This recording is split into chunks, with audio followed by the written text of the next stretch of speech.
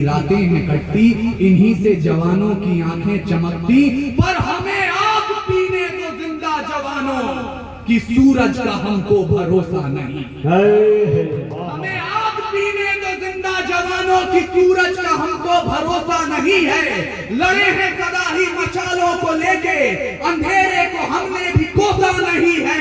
न आंखों को झीलों से तशबीह दी है, न जुल्फों को बादल का नाम दिया।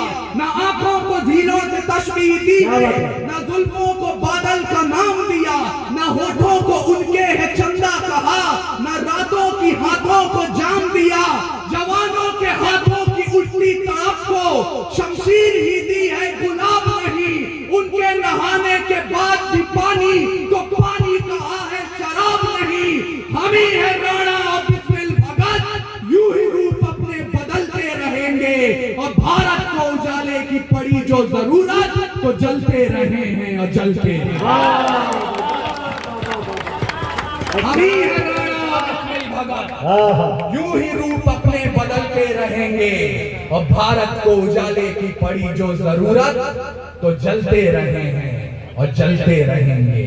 तो जलना सीखिए, मशालों को थामिए, हक बात बुलंद कीजिए और मुल्क की बेहतरी के लिए मुल्क को बदलने का प्रयास करते रहिए। हमारी लड़ाई किसी राजनीतिक पार्टी के खिलाफ नहीं है, किसी मंत्री के खिलाफ नहीं है, किसी वर्दी के खिलाफ नहीं है। ये कलम की लड़ाई है जुल्म के खिलाफ, ये कलम की लड़ाई है षड्यंत्रों के खिलाफ, ये कलम की लड़ाई है हालात के खिलाफ। वो हालात जो जब बिगड़ते हैं तो गोंडा से अदम गोंडवी बनकर बोलते हैं, भुने काजू प्लेट में विस्की गिलास में, उतरा है रामराज विधायक निवास में। वो हालात जो जब बिगड़ते हैं तो लखनऊ से मुनव्वर राणा बनकर बोलते हैं कि दरबार में ओहदों की खातिर जब पैरों पे अना गिर जाती है, कौमों के सर झुक जाते हैं, चकरा के हया गिर जाती है। अब तक तो हमारी आंखों ने बस दो ही तमाशे देखे हैं, या कौम के रहबर गिरते हैं या लोकसभा गिर जाती है। वो हालात जो जब बिगड़ते हैं तो इंदौर से राहत इंदौरी बनकर बोलते हैं कि उन्हें सूरज के घराने में रखा जाता है, हमें आखिरी खाने में रखा जाता है। जालिम को यहाँ एजाज दिए जाते हैं, मजलूम को थाने में रखा जाता है। ये हालातों को बदलने का प्रयास कर रहे हैं और इन्हें बदलने के लिए अगर आप तैयार हैं तो मैं शुरू होना चाहता हूँ। 6 पंक्तियां अपना परिचय दे रहा हूँ, संभालिएगा। हास्य की भाषा नहीं लिखी है, ना ही गजल सुनाता हूँ, कविता लिखनी नहीं है आती, चीखे लिखते जाता हूँ। देश मेरा जल रहा है, आग लगी है सीने में, हुक्मरान सब व्यस्त दिखे हैं खून गरीब का पीने में। तो हिंदूवाद या इस्लाम का पक्ष नहीं मैं लाया हूँ, घायल भारत चीख रहा है, चीख सुनाने आया हूँ। घायल भारत चीख रहा है, चीख सुनाने आया हूं। और ये भारत IAS जी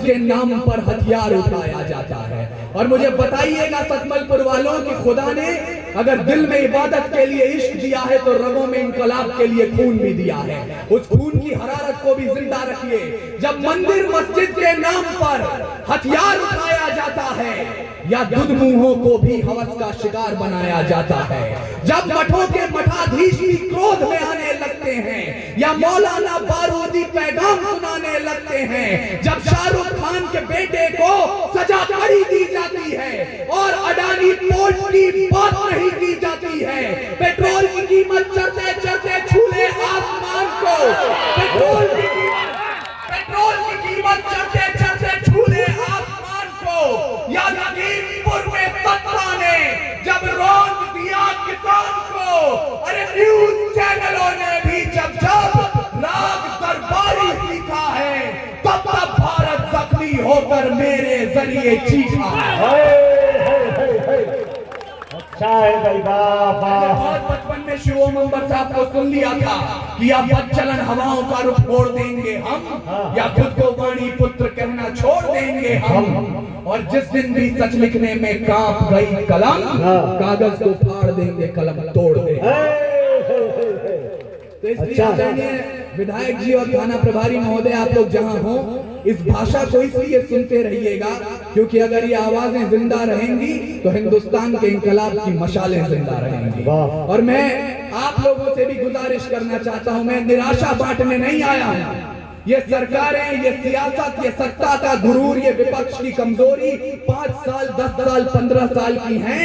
भारत देश 5000 वर्ष पुरानी सभ्यता है, भूलिएगा मत।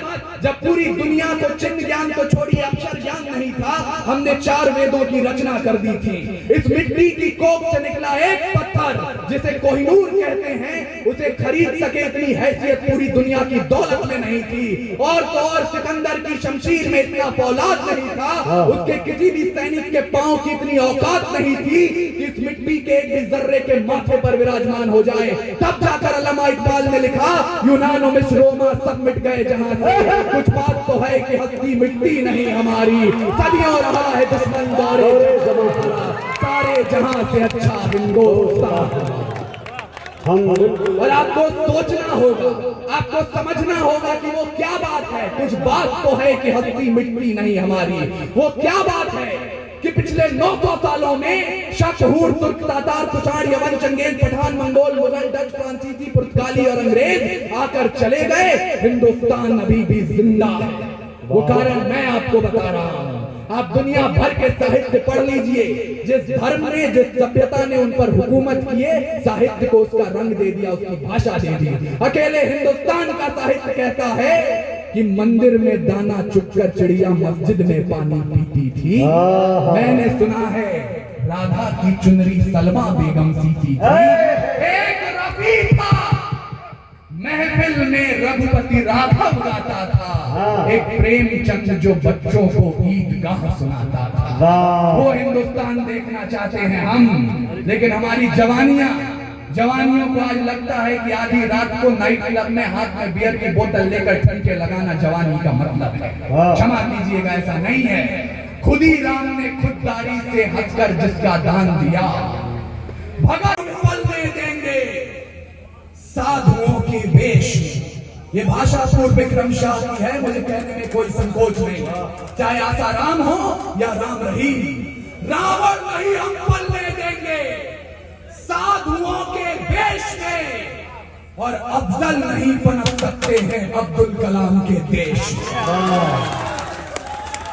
फौलादी हिंदुस्तान है ये, दुर्योधन की जांग नहीं और भगत सिंह की मिट्टी पर खालिस्तान की मांग नहीं। इतिहास पृष्ठ पर लिखे गए जो फिर वो पाप नहीं होंगे। 17 बार मोहम्मद गौरी हरगिज माफ नहीं होंगे। रण विजय के बाद रण के वक्त नहीं हम छोड़ेंगे।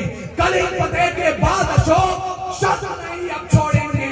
57 के जीत की डोली झांसी रोकी जाएगी, अब के बाद भगत सिंह की फांसी रोकी जाएगी। और हिंदू हो के मुस्लिम उनके शीश नहीं कटने देंगे। कसम तिरंगे की हमको फिर देश नहीं बटने देंगे।